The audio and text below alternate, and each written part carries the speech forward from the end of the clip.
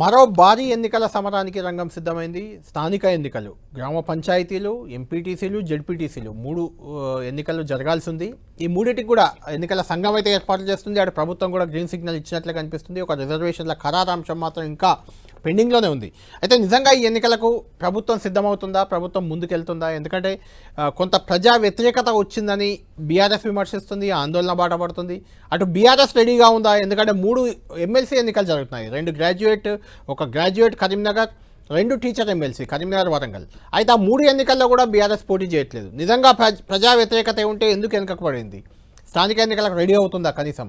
ఇదే అంశంపై చర్చిద్దాం. మనతో పాటు జన్ అవుతున్నారు MLC, BRS MLC Takkalapalli Ravindra Rao గారు, అదేవిధంగా కాంగ్రెస్ పార్టీ నుంచి ఆ పార్టీ డోర్నకల్ ఎమ్మెల్యే, ప్రభుత్వ విప్ రామచంద్ర నాయక్ కూడా మనకు లైవ్లో అందుబాటులో ఉన్నారు. ముందు రామచంద్ర నాయక్ గారితో మాట్లాడదాం. రామచంద్ర నాయక్ గారు, పంచాయతీ ఎన్నికలకు రంగం సిద్ధమైనట్లు కొంచెం కనిపిస్తుంది. మరో 4-5 రోజుల్లో షెడ్యూల్ కూడా విడుదల అవుతుందనే చర్చ జరుగుతుంది. నిజంగా పంచాయతీ ఎన్నికలకు కాంగ్రెస్ పార్టీ సిద్ధంగా ఉందా? ఎందుకంటే 42% రిజర్వేషన్ ఇచ్చాకే బీసీలకి ఎన్నికలకు వెళ్ళాలనే ఒక డిమాండ్ వస్తుంది. 42% రిజర్వేషన్ అమలు చేయడం ఇప్పట్లో అంత ఈజీగా ఈ 4-5 రోజులు అయ్యే పని కాదు. ఎలాంటి సందేహం లేకుండానే ఎన్నికలకు రెడీ అవుతున్నారా? ఏంటి అసలు కాంగ్రెస్ పార్టీ స్టాండ్ ఏంటి ఎన్నికలపై? అందరికీ నమస్కారం. ముఖ్యంగా తెలంగాణలో మరి ప్రతిష్టాత్మకంగా కాంగ్రెస్ ప్రభుత్వం చేపట్టిన బీసీ కులగణన విజయవంతంగా నిర్వహించి మరి కులాల వారీగా వారి వాటాలు మరి సేకరించి అసెంబ్లీలో తీర్మానం చేసి దాన్ని ఆమోదం కోసం పార్లమెంటు పంపించడం జరిగింది.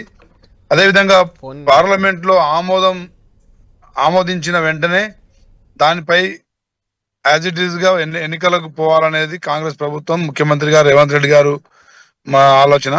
అదేవిధంగా ఒకవేళ పార్లమెంట్ లో ఆమోదం పొందని ఎడల పార్టీ పరంగా మేము ఈసారి బీసీలకు పెద్దపీట మరి పెట్టాలని, వారికి అధికంగా సీట్లు కేటాయించాలనే ఆలోచన కూడా మా ముఖ్యమంత్రి గారికి ఉంది. తప్పకుండా బీసీలకు ప్రాధాన్యత ఇస్తూ మరి వారి జనాభా ప్రాతిపదికన వాళ్లకు కనీసం 42% మరి ఎస్టీ ఎస్సీల రిజర్వేషన్లు పోగా 42% ఇవ్వాలనేది రాష్ట్ర ప్రభుత్వ నిర్ణయం. కేబినెట్ మంత్రులు, ముఖ్యమంత్రి గారు సమిష్టిగా తీసుకుపోతా ఉన్నారు. తప్పకుండా రాష్ట్రంలో మరి ఎన్నికలు నిర్వహించాల్సిన సమయం కూడా ఆసన్నమైంది. ప్రజలు మరి మెరుగైన సేవ కోసం ప్రజలకు తప్పకుండా మరి సర్పంచులు, ఎంపీటీసీలు అవసరం ఉంది కాబట్టి, ఆవశ్యకత ఉంది కాబట్టి తప్పకుండా ఎన్నికలు నిర్వహించే కసరత్తు జరుగుతూ ఉంది రాష్ట్రంలో. ఈరోజు ఎన్నికల కమిషన్ తోని ముఖ్యమంత్రి గారు వీడియో కాన్ఫరెన్స్ లో వారికి ఆదేశాలు ఇవ్వడం జరిగింది.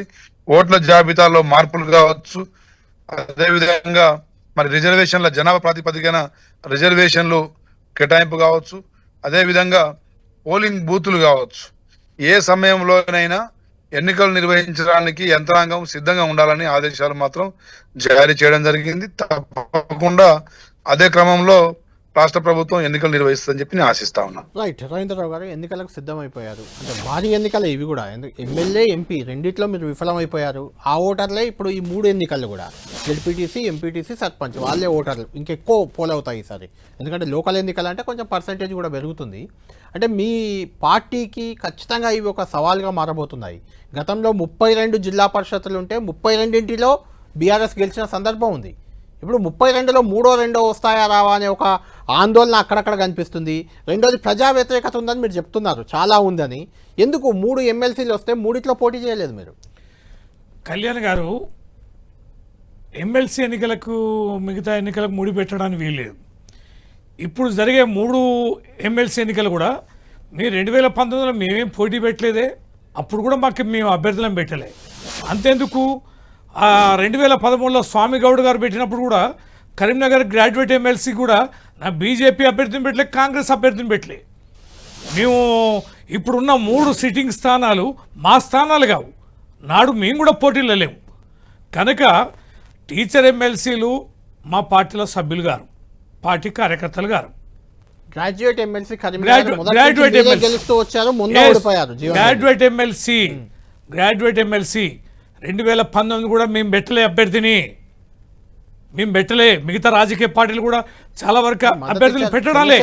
బీఫారం లేదండి, బీఫారం కాదు, పార్టీ గుర్తులేని ఎన్నిక అది, అదేం పారామీటర్ అండి ముచ్చట. ఇంక గతంలో పోటీ పెట్టలేదు, ఇప్పుడు పోటీ పెట్టలేదు. స్థానిక అదే ఎన్నికల్లో పోటీ చేస్తారా? మీరు అదడగని చెప్తాను నేను. ఓకే. ఎమ్మెల్సీ ఎన్నిక స్థానిక ఎన్నికల్లో పోటీ చేస్తారా? అడిగి ఎన్నిక గురించి మేము ఇదివరకు పోటీలో లేని ఎన్నిక గురించి అడగబాకండి. Okay, right. తర్వాత స్థానిక ఎన్నికల్లో ఖచ్చితంగా నిలబెడతాం. పార్టీ గుర్తు పైన ఉండే ఏ ఎన్నికలైనా సర్పంచ్లకు ఉండవు. పార్టీ గుర్తులకు సంబంధించి ఇక అది ఎవడున్నాడు ఎవడు పోయింది ఎవడేరక మా పార్టీ నుంచి కూడా 3 నిలబడతారండి, 4 నిలబడతారు. చెప్తే వినరు, గెలిచినంటారా అని చెప్పని అంటాం. గుర్తు లేదు, బీఫారం ఇచ్చే లేదు కనుక. కాబట్టి సర్పంచ్ ఎన్నికలు అనేది పారామీటర్ కాదు. ఇక స్థానిక ఎన్నికలున్నాయి. ఇక్కడ గమనించాల్సింది ఒకటి ఉంది. ప్రభుత్వ వ్యతిరేకత ఉన్నది వాస్తవమే. లోకల్ బాడీ ఎలక్షన్స్ ప్రభుత్వంతో పని ఉంటుంది కాబట్టి కనుక ఖచ్చితంగా ఇంకా 4 సంవత్సరాల టర్మ్ ఉంది కనుక మేమేదో బాగా గెలిచి తిడతాం మొత్తం మాదేనని ఈడ చర్చ అది కాదు. మీరు పోటీకి నిలబడతారా అంటున్నారు. 100% బలం మేము పోటీలో ఉంటాం. ఖచ్చితంగా యుద్ధమే చేస్తాం. వెనకడిగేసి తగ్గే ప్రసక్తే లేదు. కనుక అధికార పార్టీకి అనుకూలంగా ఉండే స్థానిక ఎన్నికలు ఇప్పుడున్న ప్రభుత్వ వ్యతిరేకత మాకు అనుకూలంగా ఉండొచ్చు. అనుకూలంగా ఉన్నా అననుకూలంగా ఉన్నా రాజకీయ పార్టీగా గుర్తు మీద జరుగుతున్న ఎన్నికలకు సంబంధించి మేము ఖచ్చితంగా పోటీలో ఉండి తీరుతాం. దాంట్లో ఏ రకమైన సందేహం లేదు. అది రేపు ఎన్నిక వచ్చినా ఎల్లుండి ఎన్నికకి వచ్చినా ఎన్నికలు నిలబడడానికి మా పార్టీ వెనకాడదు. కనుక వెనకాడదు.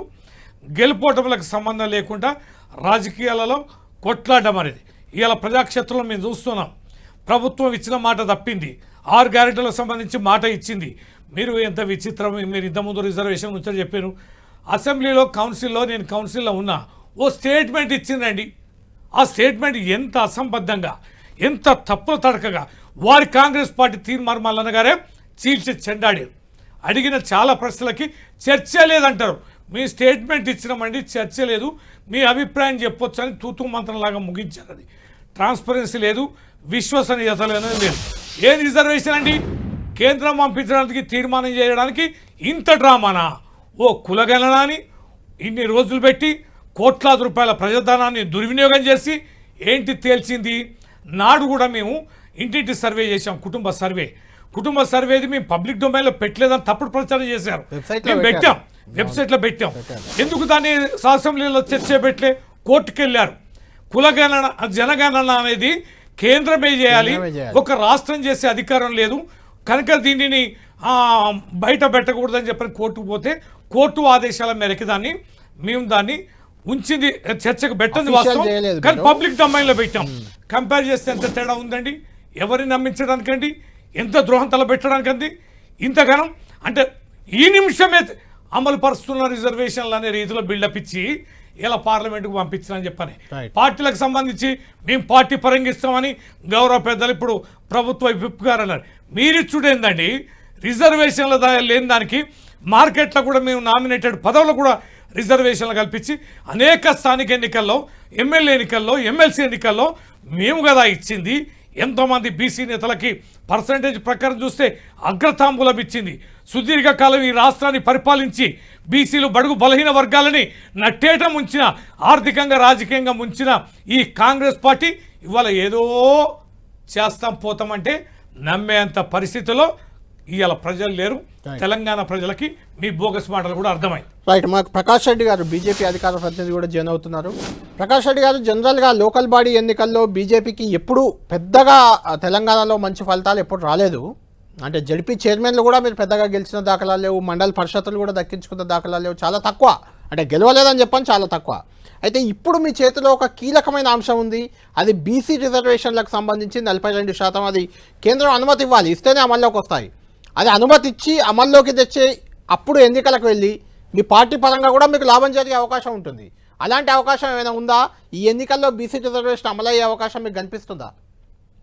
ముందు పెద్దలిద్దరికి నమస్కారం. కళ్యాణ్ గారు, మీరు చెప్పినటువంటి మొదటి అంశం ఏంటంటే ఈ బీసీ కులగణనాన్ని చేసినారని చెప్తున్నారు. నాకు తెలిసినంత వరకు, నాకు అర్థమైనంత వరకు అది ఇంటింటి సమగ్ర కుటుంబ సర్వే. అది మీరు రాష్ట్ర హైకోర్టు ఏం చెప్పిందండి? రాష్ట్ర హైకోర్టు ఈ బీసీ కమిషనో మీ కులగణనో కాదు, డెడికేటెడ్ బీసీ కమిషన్ ఇచ్చే రిపోర్ట్ ఆధారంగానే రిజర్వేషన్స్ అమలు చేయాలని రాష్ట్ర హైకోర్టు చెప్పింది. ఆ డెడికేటెడ్ కమిషన్ రిపోర్ట్ ఉందా, ఉంటే ఏది ఇప్పుడు మొన్న పెట్టింది అదేనా నాకు డౌట్.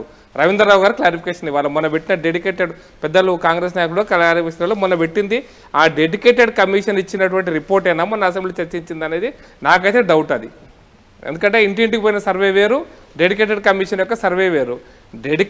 డెడికేటెడ్ కమిషన్ సర్వే వచ్చిన తర్వాత వాళ్ళ రికమెండేషన్స్ ఆధారంగా రాష్ట్ర ప్రభుత్వాలకు అధికారం కూడా ఉంది పెంచుకోవడానికి. ఏ రాష్ట్ర ప్రభుత్వాన్ని పెంచుకోవడానికి అధికారం ఉంది.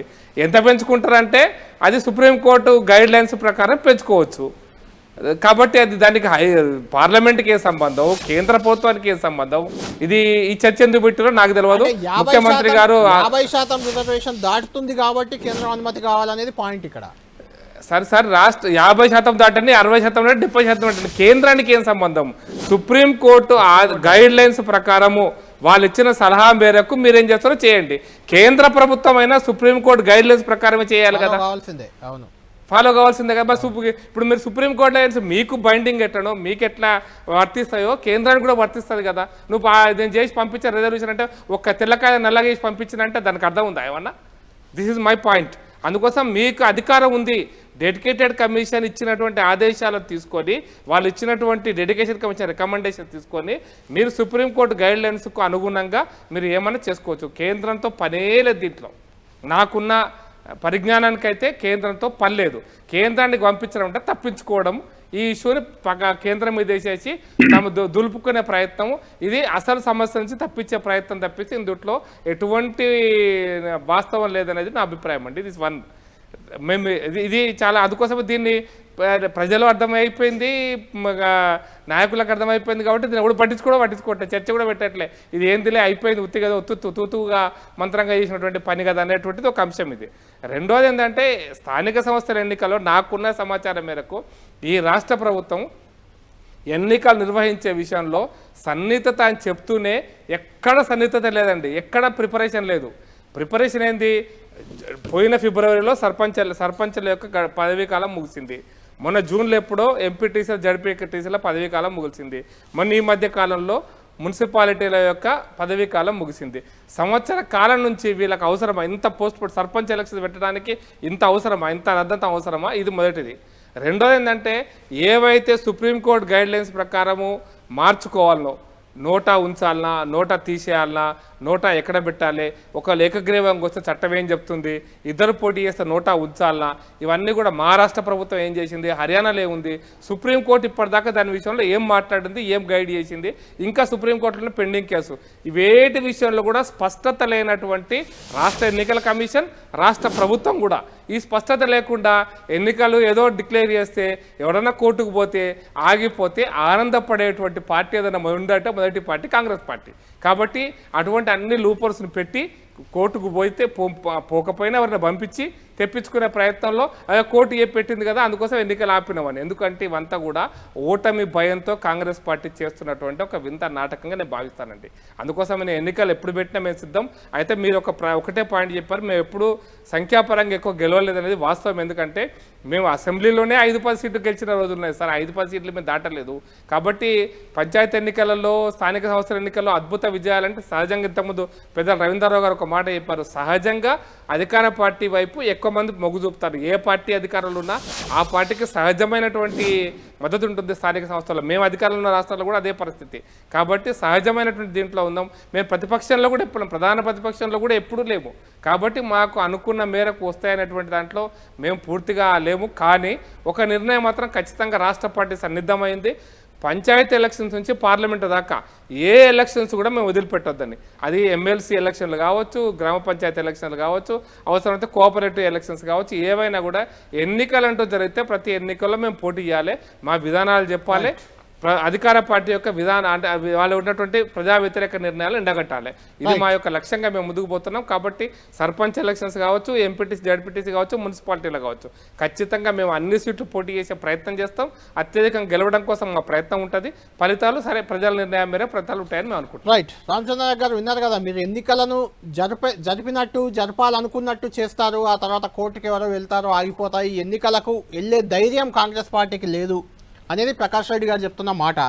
రెండవ పాయింట్, గతంలో దీనిపై కూడా మీరు ఒపీనియన్ చెప్పాలి, అధికార పార్టీ ఎమ్మెల్యేగా ఉన్నారు. గతంలో ఏకగ్రీవ పంచాయతీలకి నజరానా ఇచ్చేవారు, అంటే ఏకగ్రీవం అయినందుకు ఆ గ్రామ డెవలప్మెంట్ కోసం కొంత నగదు కూడా ఇచ్చేవారు. అయితే ఇప్పుడు ఏకగ్రీవం జరగద్దు, ఖచ్చితంగా పోటీయే ఉండాలనే ఒక నిర్ణయాన్ని ఎన్నికల సంఘం తీసుకున్నట్లు కనిపిస్తుంది. ఒకవేళ ఒకే అభ్యర్థి పోటీ చేస్తే కూడా అక్కడ నోటా పెట్టి పోటీ ఎన్నిక నిర్వహించాలనే ఒక ఆలోచన ఉంది. దీన్ని మీరు కాంగ్రెస్ పార్టీ పరంగా సమర్థిస్తారా? ఇది కరెక్ట్ విధానమేనా మీకు? ముందుగా ప్రతిపక్ష నాయకులు ప్రతి దాన్ని రాద్ధాంతం చేయడం, లేదంటే ఎగిరే పిట్టలకు ఈక లెక్క పెట్టే కార్యక్రమం తప్ప వీరికి మరొకటి లేదు.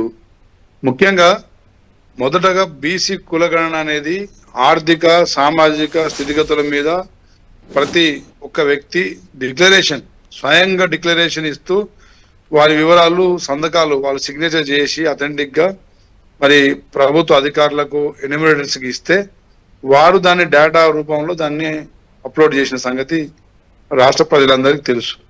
అందులో పారదర్శకంగా జరిగిన కులగణన ఇది దేశంలోనే మొట్టమొదటిసారి తెలంగాణ ప్రభుత్వం ప్రతిష్టాత్మకంగా చేపట్టడం జరిగింది. అదేవిధంగా మరి గతంలో చరిత్రలో ఎక్కడ కులగణన జరగలే, జనగణన జరిగింది 2011లో, కానీ కులగణన అనేది జరగలే. కేసీఆర్ గారు సమగ్ర కుటుంబ సర్వే కూడా మరి అక్కడ కులాల వారిగా ఎక్కడ చేసినట్టు దాని మీద పెద్దగా లేదు. జనగణన ఆర్థిక స్థితిగతులు, ఆర్థిక పరిస్థితులు, మరి వారు బర్రెలు గొర్రెలు సైకిల్ మోటార్స్ కార్స్ అట్లా. సో డేటాను అధికారికంగా అధికారులు నిర్వహించింది కాదు, కేవలం 12 గంటల్లో ఒక్క రోజులో జరిగిన సమగ్ర కుటుంబ సర్వే. కానీ కాంగ్రెస్ ప్రభుత్వం 50 రోజులుగా నిర్వహించి మరి దాదాపు 1,00,000కు పైగా ఎన్యూమరేటర్స్, అదేవిధంగా 10,000కు పైన సూపర్వైజర్స్, పూర్తి అది అధికార యంత్రాంగం మొత్తం నిమగ్నమై చేసిన సర్వే. దాన్ని తప్పుపట్టి ఏదో పబ్బం గడిపే పనుల్లో ప్రతిపక్షాలు ఉన్నాయి. సరే, ఏదేమైనా మన ప్రకాష్ రెడ్డి గారు చెప్పారు కేంద్రంతో పని లేదని. అది సరైన సమాధానం కాదు. కేంద్రం తప్పకుండా పార్లమెంట్ లో మరి బీసీల జనాభా ప్రాతిపదికన కులాల వారీగా రిజర్వేషన్ కేటాయింపులో కేంద్రం ఆమోదం తప్పనిసరి అవసరం. అది పార్లమెంట్ లో ఉభయ చట్ట సభల్లో ఆమోదింపబడితేనే దాన్ని మరి జీవో రూపంలో బయటకు తేవడం జరుగుతుంది. అది తప్పకుండా అవసరం. కాబట్టే ఈరోజు మరి పార్లమెంట్ నడుస్తుంది. కాబట్టి పార్లమెంట్ నడిచే క్రమంలోనే మరి రాష్ట్ర తీర్మానాన్ని రాష్ట్ర ప్రభుత్వం పంపిస్తే వాళ్ళు ఆమోదించాలని చెప్పేసి మా ప్రధాన డిమాండ్. సరే, వాళ్ళు ఆమోదిస్తారా లేదా దాని మీద స్పష్టత చెప్పకుండా కేంద్ర ప్రభుత్వం దాని మీద స్పందించాల్సిన అవసరం లేదని చెప్పేసి దాన్ని కొట్టిపారేస్తారు. అది సరైన సమాధానం కాదు. ఇక మూడవది, రాష్ట్ర అధికార యంత్రాంగం ఎన్నికల నిర్వహణ కోసం మరి ఏ సమయంలో నిర్వహించవచ్చు, మార్చి నెలలో మరి పరీక్షలు, ఏప్రిల్ నెలలో పరీక్షలు ఉంటాయి కాబట్టి ముందు నిర్వహిస్తే బాగుంటుందా, పరీక్షల తర్వాత నిర్వహిస్తే బాగుంటుందా, పోలింగ్ స్టేషన్లు మరి మనకు స్కూళ్ళలోనే మ్యాక్సిమం పెడతారు కాబట్టి పాఠశాలల్లో ఉపాధ్యాయులు కూడా దీనిలో పాల్గొనాల్సిన అవసరం ఉంటుంది. కాబట్టి దాని మీద కొంత స్పష్టత రావాల్సిన అవసరం ఉంది. అదేవిధంగా ఖచ్చితంగా ఎన్నికలు నిర్వహించాల్సిందే. ప్రజలకు మెరుగైన పాలన క్షేత్రస్థాయిలో అందాలంటే మరి ప్రజాప్రతినిధులుగా సర్పంచులు ఎంపీటీసీలు ఉండాల్సిందే. మరి తప్పకుండా నిర్వహణ చేయాలని ముఖ్యమంత్రి గారు, కేబినెట్ మంత్రులు దాని మీద తీవ్ర స్థాయిలో కసరత్తు చేస్తా ఉన్నారు. అందులో సరే ఏ పార్టీకి మెజారిటీ వస్తుంది, ఏ పార్టీ ప్రభుత్వం ప్రజల పక్షాన ఉన్నారా, ప్రభుత్వ పక్షాన ఉన్న ప్రజలు ఉన్నారా, ప్రతిపక్షాల పక్కన ఉన్నారా అని ప్రజలు నిర్ణయిస్తారు. ఏదేమైనా ఎన్నికలు నిర్వహించే సమయం దగ్గర ఆసన్నమైంది. అదే విధంగా మరి ఇక 4వ అంశం ఏంటంటే రవీంద్రరావు గారు పెద్దలు వారు చెప్పే ఒక అంశం, ఎమ్మెల్సీ ఎన్నికల్లో గతంలో అది మా సీట్లు మావి కావు, దానికోసం మేము ప్రయత్నం చేయట్లేదు అని చెప్తున్నారు. ఇప్పుడు రవీంద్రరావు గారు గతంలో నిలబడ్డరా లేదా ఒక భాగం, ఇప్పుడు బీజేపీ వారికి మీరు స్కోప్ ఇస్తున్నారా లేదా అనేది ఒకసారి ఆత్మవిమర్శ చేసుకోవాలి. బీజేపీకి గతంలో వాళ్ళకు కూడా సీట్లు లేవు, వారు ప్రాతినిధ్యం ఇప్పుడు నిలబడ్డప్పుడు మీరు పోటీలో నిలబడితే ప్రజాస్వామికంగా పోటీలో నిలబడాలి. గత 10 సంవత్సరాల్లో మీరు పరిపాలించిన వాళ్ళు 100 సీట్లు గతంలో మీరు టీచర్ ఎమ్మెల్సీ నల్గొండ ఎవరండి? గతంలో ఎమ్మెల్యేలు మీ టీచర్ అభ్యర్థి ఎవరు? సరే, మీకు తెలుసు, అది మీకు తెలుసు. టీచర్లలో ప్రచారమే లేదు. టీచర్లు ముగ్గురుగా విడిపోయి ఒకే సంఘం నుంచి ముగ్గురు నిలబడ్డప్పుడు దాంట్లో ప్రభుత్వం జోక్యం తీసుకోవద్దని చెప్పేసి నిర్ణయం తీసుకోవడం జరిగింది. అది విషయం మీకు కాంగ్రెస్ తెలుసు. ప్రభుత్వం ఎందుకు జోక్యం చేసుకుంటుందండి? కాంగ్రెస్ పార్టీ చేసుకోవాలి. అంటే ఇప్పుడు టీచర్లు ప్రభుత్వానికి సంఘాలు అంటే రవీంద్ర టీచర్ల సంఘాల నుంచి రామచంద్ర నాయక్ గారు అంటే అది పాయింట్ కాదు. అంటే టీచర్ ఎమ్మెల్సీ అనేది టీచర్లు పోటీ చేస్తుంటారు. 3-4 సంఘాలు కరీంనగర్లో కూడా నిలబడ్డాయి. గ్రాడ్యుయేట్ ఎమ్మెల్సీ అనేది మెయిన్ పాయింట్. అక్కడ రవీంద్రరావు గారు తప్పించుకుంటున్నారు దాన్ని.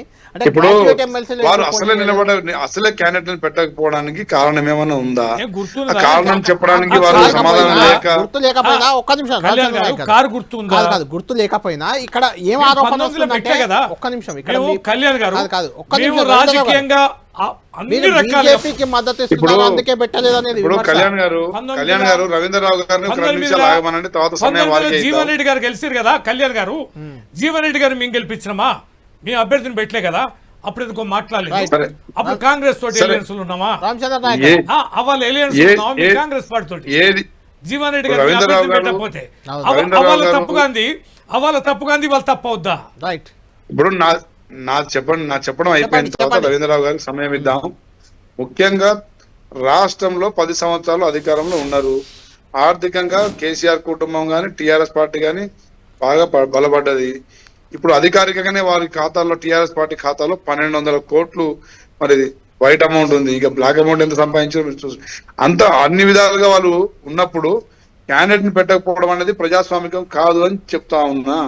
క్యాండిడేట్ ప్రజాస్వామ్యంలో క్యాండిడేట్లను పెట్టాలి.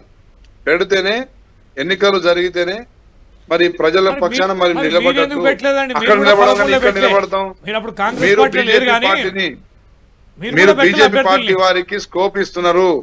పార్లమెంట్ లో మీరు ఏ విధంగా అయితే బీజేపీ అభ్యర్థులకు మీరు బలపరిచారో ఇండైరెక్ట్ గా, అదే విధంగా ఇప్పుడు కూడా మీరు హస్త సన్యాసం తీసుకొని మీరు బీజేపీ వారికి బలపరుస్తున్నట్టే బీజేపీకి మీరు తెలంగాణలో మరి పువ్వు గుర్తుకి మీరు ఇస్తున్నట్టు అని నేను భావిస్తాను. అదే విధంగా రామచంద్ర నాయక్ గారు ఒక్క నిమిషం ప్రకాష్ రెడ్డి గారితో మాట్లాడి మళ్ళీ మీ దగ్గరికి వస్తాను. ప్రకాష్ రెడ్డి గారు నిజంగానే బీజేపీకి ఏమైనా బీఆర్ఎస్ అలయన్స్ గా మారిందా? మీకు మద్దతు ఇస్తుందా గ్రాడ్యుయేట్ ఎమ్మెల్సీలో? ఒకటి.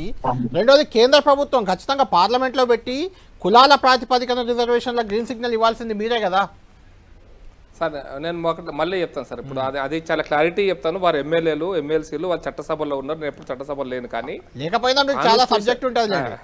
అంటే కాన్స్టిట్యూషన్లో ఆర్టికల్ 16 ఫండమెంటల్ రైట్స్ ఏవైతున్నాయో, అంటే గుండెకాయ లాంటిది, రాజ్యాంగంలో గుండెకాయ లాంటిది పౌరుల యొక్క ప్రాథమిక హక్కులు. దాంట్లో ఆర్టికల్ 16లో ఉన్నటువంటి రిజర్వేషన్స్ దాన్ని రాజ్యాంగం అమలు జరగాలి. రాజ్యాంగం అమలు జరిగితేనే మీరంటే సుప్రీంకోర్టు ఆ యొక్క క్యాప్ మారుతుంది. ఇది రాహుల్ గాంధీకి అది తెలుసు, దేశంలో ఉన్నటువంటి నాయకులందరికీ కూడా తెలుసు. రాజ్యాంగం యొక్క మౌలికమైనటువంటి అంశాన్ని మార్చాల్సింది fundamental right. All are equal before the law. లేదు రిజర్వేషన్స్ అదే క్లాజులో ఉన్నాయి. సబ్ క్లాజ్ 4 సబ్ క్లాజ్ 1లో ఉన్నటువంటి ఈ రిజర్వేషన్ సంబంధించినటువంటి అంశాన్ని అమెండ్మెంట్ చేయాలి. ఎస్సీ ఎస్టీలకు దాంట్లో ప్రపోర్షనల్ రిజర్వేషన్స్ ఉన్నాయి. బీసీలకు అడిక్వేట్ అనే పదం ఉంది. ఇవన్నీ మార్చాలి. ఈ మార్చటం ఎంత పెద్ద ప్రక్రియనో మీకు మనం ఒక్కసారి ఊహించుకోండి. కాదది కాకపోయినా రాజ్యాంగంలోని 16వ ఆర్టికల్ మార్చడం ఆషామాషి వ్యవహారం కానప్పుడు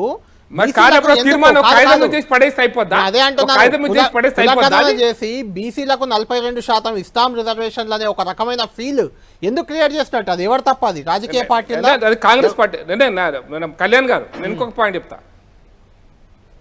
కళ్యాణ్ గారు ఇంకొక పాయింట్ చెప్తా, వారే సమాధానం చెప్పాలి. కళ్యాణ్ గారు రెండోది ఏంటంటే, ఇప్పుడు మీరు కులగణన అని ఇప్పుడు కూడా కులగణన చేయలే. మీరు బీసీలు ఎస్సీలు ఎస్టీల గణన చేసిర్రు. అయితే నేను అనేది అంటే మీరు హైకోర్టు ఇప్పుడు ఆ సుప్రీంకోర్టు డైరెక్షన్స్ మీకు రాజశేఖర రెడ్డి గారి కాలంలో గుర్తు చేస్తాను కళ్యాణ్ గారు. 4% ముస్లింలకు రిజర్వేషన్ ఇవ్వాలనేటువంటి పరిస్థితి వచ్చినప్పుడు మీరు బీసీ కమిషన్ చేసినటువంటి రిపోర్టు ఆధారంగా ఇస్తున్నామంటే నో, ఇవ్వడానికి అట్లా వీల్లేదు. డెడికేటెడ్ బీసీ కమిషన్ ఒకటి అపాయింట్ చేసి ముస్లింలు అర్హులా కాదని నిర్ణయించేటువంటి కమిటీ ఆధారంగా మీరు రిజర్వేషన్స్ ఇవ్వాలని చెప్పి అప్పుడు హైకోర్టు డైరెక్షన్ ఇచ్చింది. మరి ఇప్పుడు ఆ డెడికేటెడ్ కమిషన్ రిపోర్ట్ ఏమైంది అంటున్నా. మీరు ఏదో ఇంటింటికి పోయినాం, 1,00,000 మంది పోయినాం, ఇదంతా హంబక్ బోగస్. దాని గురించి నాకు ఇప్పుడు లోకల్ బాడీ రిజర్వేషన్స్కి సంబంధం లేదు. అది ప్రణాళిక కోసం పెట్టుకున్నటువంటి రిపోర్ట్. అది మీరు లోకల్ బాడీ రిజర్వేషన్స్ ఇవ్వాలంటే డెడికేటెడ్ కమిషన్ యొక్క రిపోర్టును రాష్ట్ర ప్రభుత్వం ఆమోదించి రాష్ట్ర శాసనసభలో పెట్టి దాని ద్వారా మీరు సుప్రీంకోర్టుకు నివేదిస్తారా, కేంద్ర ప్రభుత్వానికి నివేదిస్తారా, భారత పార్లమెంటుకు నివేదిస్తారా అనేటువంటిది, లేదా భారత రాష్ట్రపతికి నివేదిస్తారా? కమిషన్ రిపోర్ట్ అయితే ఇచ్చింది, ఆ రిపోర్ట్ ను ఇంకా ఆమోదించాలి కదా. అది చేయకుండా ఏదో కేంద్రానికి పంపించడం అనేది తూతూ మంత్రం. అంటే ఇది ఒక దుర్మార్గపు నీచమైనటువంటి నిర్ణయాన్ని తీసుకుంది కాంగ్రెస్ ప్రభుత్వం పార్లమెంట్లో, అసెంబ్లీలో అంటున్నా. ఇది ఒక తప్పుడు నిర్ణయము, తప్పుడు భాష, తప్పుడు పదజాలం, అంతా కూడా తప్పుడు వ్యవహారం ఇది అంటున్నాయి నేను. రైట్. ఫైనల్ గా రవీంద్రరావు గారు, ఈ స్థానిక ఎన్నికలు నిజంగా జరిగే అవకాశం మీకు కనిపిస్తుందా? జరిగితే బీఆర్ఎస్ పెర్ఫార్మెన్స్ ఎలా ఉండబోతుంది? ఒకటి కళ్యాణ్ గారు, ఏడాది అయింది సర్పంచ్ అయిపోయింది, అవును, ఎంపీటీసీ అయిపోయింది, 1 year దాటింది. ఏ కారణం వల్ల ఆపిండండి? కొండందవి ఎలగం పట్టినట్టు అంటే ఇదే రిజర్వేషన్ పనికి మళ్ళీ రిజర్వేషన్ అమలు అయిద్దానండి. తల తొక్క లేకుండా ఊరికనే చట్టసభలలో కేవలం స్టేట్మెంట్ ఇచ్చిందండి. ఆ స్టేట్మెంట్లో గౌడ్స్ ఎంతమంది, యాదవులు ఎంతమంది, ముద్రాలు ఎంతమంది, పద్మశాలీలు ఎంతమంది ఇచ్చిండ్రా? అది కూడా ఇవ్వాలి. ఇచ్చినట్టున్నారు. ఓన్లీ ఎస్సీలది ఇచ్చిండ్రు. అవును, ఎస్సీలది ఇచ్చారు, ఎస్టీలది ఇచ్చారు, ఎస్టీలది ఇవ్వాలి. మరి ఎస్సీలది ఇచ్చినప్పుడు బీసీలది ఇవ్వాలి కదా, ఇవ్వలే కదా. అవును, ఇవ్వలేదు. రామచంద్ర నాయక్ గారు ఎందుకు ఇవ్వలేకపోయారు అంటే కరెక్ట్ డాటా లేదా మీ దగ్గర? ఎందుకు ఇవ్వలేదు? కులాల వారీగా ఇవ్వలేదు కదా. ఇప్పుడు అదే చెప్తున్నా, కోడిగుడ్డు మీద ఎన్నికలు లెక్క పెట్టమంటే ఇదే. అది దాదాపు ఏం లెక్క పెట్టాలని చెప్పండి, అదే లెక్క పెడతాం. 4,000 ఏం లెక్క పెట్టాలో చెప్పమనండి, అదే లెక్క పెడతాం. రవీంద్రరావు గారు పెద్దలు వినాలి. చెప్పండి. 4,000 మీరు అన్నారు కదా ఊరికే అదే అంటుంటే, మీరు ఏది లెక్క పెట్టమంటే అదే లెక్క పెడతాం చెప్పరాదండి అంటున్నా. 4,000 పేజీలు ఉన్న నివేదిక, దాంట్లో కులాల వారీగా వివరాలన్నీ సేకరించే ప్రతిపాదించి మన ప్రభుత్వ అధికారులు దాన్ని ఆమోదించి తీర్మానంలో పెట్టి, తీర్మానాన్ని మనం పార్లమెంట్ పంపించినాం. వివరాలు మన వ్యక్తిగతంగా ఇక్కడ డిస్క్లోజ్ చేయకపోవచ్చు, కానీ వివరాలన్నీ దాంట్లో చట్టసభలో పెట్టాలి. ఎస్సీలది పెట్టారు కదా, ఎస్సీలో ఉపకులాలే కూడా పెట్టారు. 59 కులాలు పెట్టారు మీరు.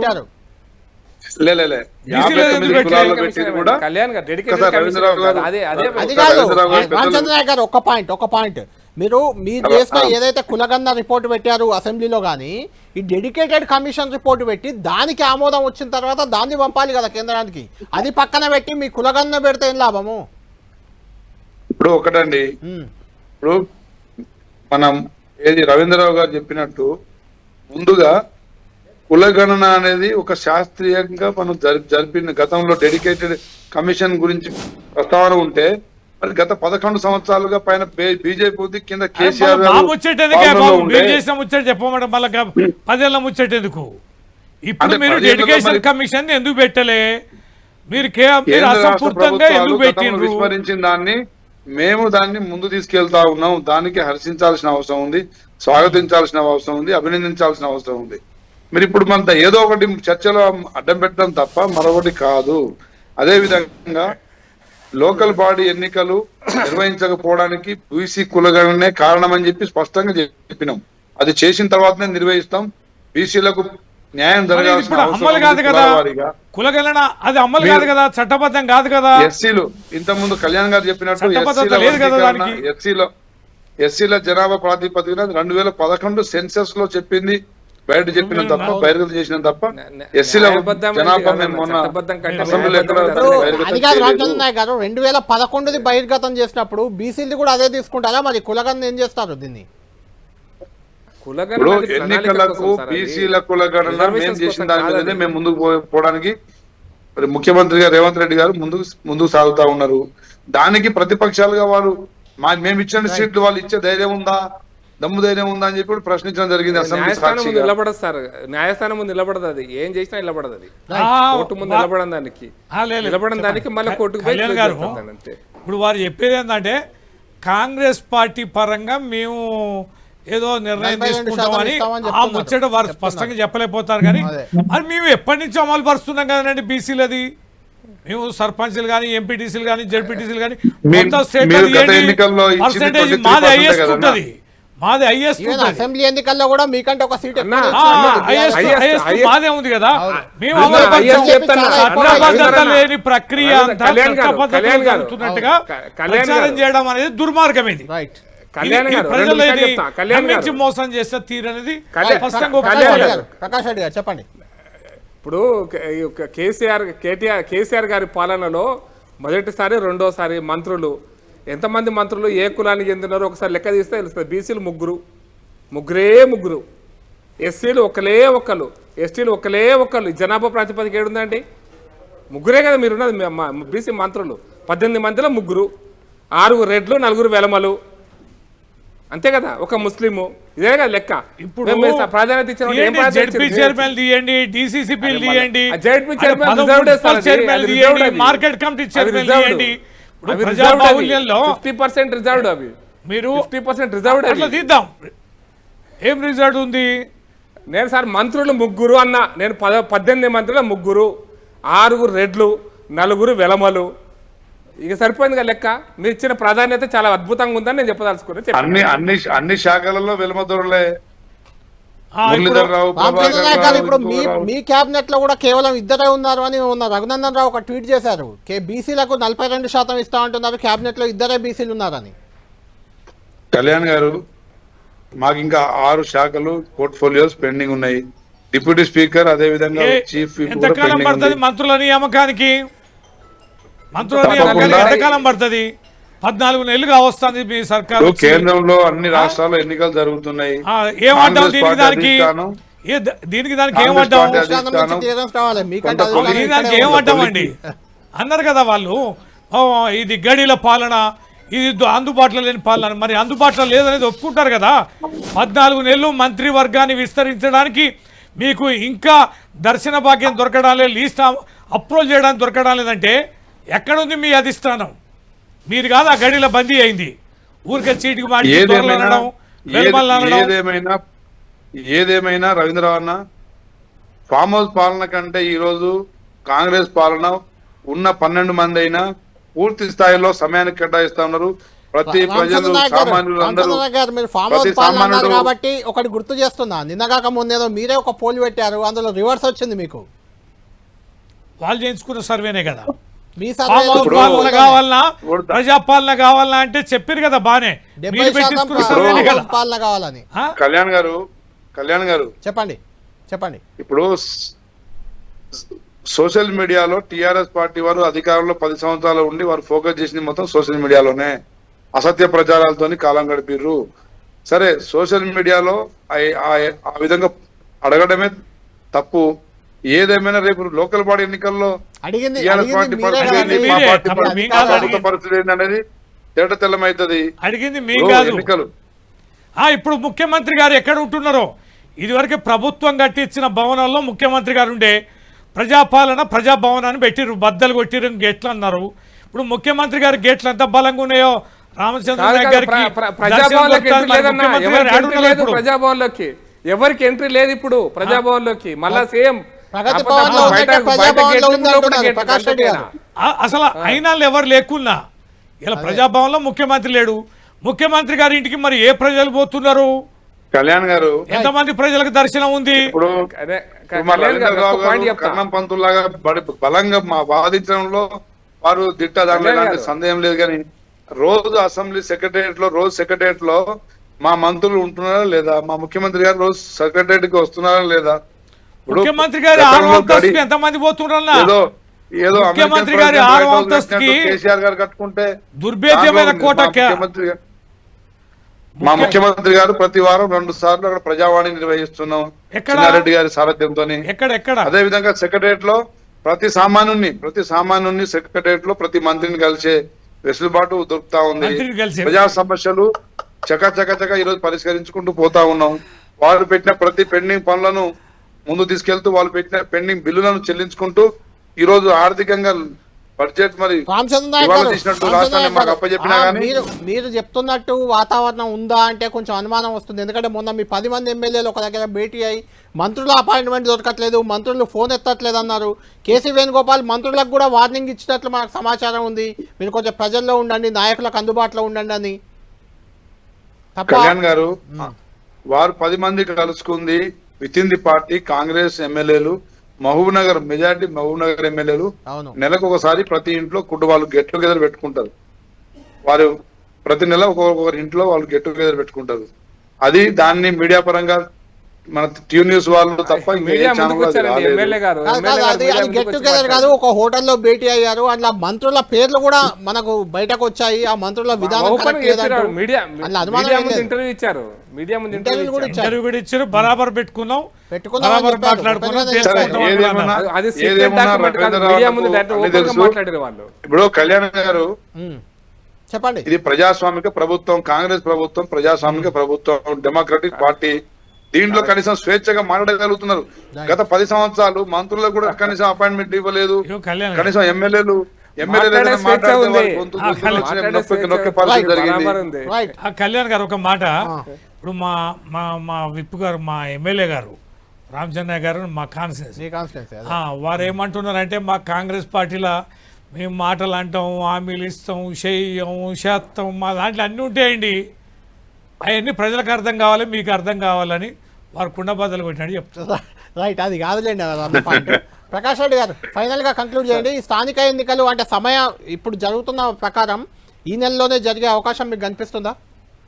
ఈ నెలలో సమస్య లేదు. ఎందుకంటే షెడ్యూల్ వచ్చిన తర్వాత జడ్పీటీసీలు కానీ ఎంపీటీసీ ఎన్నికలకు 21 రోజులు సమయం ఉండాలండి షెడ్యూల్ తర్వాత. అవును. ఇప్పటికే ఇవాళ 12వ తారీఖు, 15 మార్చి 15 నుంచి 10th క్లాస్ ఎగ్జామ్ పరీక్షలు ఉన్నాయి. కాబట్టి 11, 12 అంటే మార్చి 10, 11 ఆ ప్రాంతంలో పూర్తి చేయాలి. పూర్తి చేయాలంటే 17వ తారీఖున నోటిఫికేషన్ ఇవ్వాలి. నోటిఫికేషన్ ఇవ్వాలంటే మీరు ఇంతకుముందు చెప్పినట్టుగా ఇండిపెండెంట్గా పోటీ చేస్తే నోటా ఉండాలన్నా, మొత్తానికి నోటా ఉండాలన్నా, మహారాష్ట్ర ప్రభుత్వం ఏం చేసింది, హర్యానా ప్రభుత్వం ఏం చేసింది, ఇండిపెండెంట్ క్యాండిడేట్లను ఇండిపెండెంట్గా గెలిచిన వాళ్ళని, అంటే యునానిమస్గా గెలిచిన వాళ్ళు, ఇండిపెండెంట్ కాదు, యునానిమస్గా గెలిచిన వాళ్ళను యాక్సెప్ట్ చేయాలన్నా, అక్కడ నోటా పెట్టికి ఎన్నికలు పెట్టాలన్నా, ఇటువంటి లీగల్ అఫైర్స్ ఈ యొక్క న్యాయపరమైనటువంటి అంశాలన్నీ పెండింగ్లో ఉన్నాయి. ఇంకా రిజర్వేషన్స్ యొక్క కేటగరైజేషన్ జరగలేదు. ఇంకా ఎస్సీకి ఏది, బీసీకి ఏది, ఎందుకంటే చేయడానికి గత రిజర్వేషన్స్ అమలు చేద్దామన్నా కూడా దాంట్లో కొత్త మండలాలు వచ్చినాయి. కొత్త మండలాలు వచ్చినాయంటే మళ్ళీ మార్కింగ్ చేయాలి. మళ్ళీ మార్కింగ్ చేయడానికి సమయం పడుతుంది. కాబట్టి నేను అనుకుంటున్నా వీళ్ళు 17వ తారీఖు 17వ తారీఖు లోపల నోటిఫికేషన్ ఇస్తేనే ఎన్నికలు ఉంటాయి, లేకపోతే ఉండే అవకాశం లేదనేది నాకున్నటువంటి అభిప్రాయం. వారు సర్పంచ్ ఎలక్షన్స్ పెడతగలిగితే పెడతారేమో తెలియదు, చూద్దాం. ఇలా మీటింగ్ అవుతుంది కదా, ముఖ్యమంత్రి గారితో పంచాయతీరాజ్ డిపార్ట్మెంట్ యొక్క మీటింగ్ అవుతుంది. దాని తర్వాత ప్రభుత్వం తీసుకున్న నిర్ణయాన్ని బట్టి మేము ఆలోచిస్తాము. బట్ 17వ తారీఖు ఎందుకు అనుకుంటారంటే 16 సండే ఎవరు కోర్టుకు పోరు, కాబట్టి 17 నాడు పోవచ్చు అనేటువంటి దాంట్లో షెడ్యూల్ ఇచ్చిన తర్వాత ఎవరు కూడా కోర్టుకు పోరు అనేటువంటి అదొక నియంతృత్వపు ఆలోచన. అదొక నియంతృత్వపు ఆలోచనలో కాంగ్రెస్ ప్రభుత్వం పనిచేస్తుంది. వీళ్ళు అంతర్గతంగా ప్రజాస్వామ్యం ఉంది, కానీ ప్రజల మీద మాత్రం నియంతృత్వం పెట్టేటువంటి ఆలోచన కాంగ్రెస్ పార్టీ చేస్తుందని నా అభిప్రాయం అండి. Right, thank you Prakash Reddy గారు, థ్యాంక్ యూ రామచంద్ర నాయక్ గారు, థ్యాంక్ యూ రవీంద్ర రావు గారు. మొత్తానికి స్థానిక ఎన్నికలకు ప్రభుత్వం సిద్ధమవుతున్నట్లే కనిపిస్తుంది. అయితే విపక్షాలకు మాత్రం కొంత అనుమానాలు అయితే ఉన్నాయి. స్థానిక ఎన్నికలు జరుగుతాయా లేవా, ఇప్పుడే మళ్ళీ వాయిదా వేస్తారా, కోర్టుకు వెళ్తారా, ఇలాంటి అనేక రకాల సందేహాలు ఉన్నాయి. దీనికి సంబంధించిన అవుట్కమ్ ప్రస్తుతం రేవంత్ రెడ్డి గారు పంచాయతీరాజ్ శాఖ అధికారులు, మంత్రి సీతక్కతో చర్చ జరుపుతున్నారు. ఆ మీటింగ్ ముగిసిన తర్వాత కానీ దీనికి సంబంధించిన ఒక క్లారిటీ మనకు వచ్చే అవకాశం కనిపించట్లేదు. ఇది లంచ్ అవర్ డిబేట్.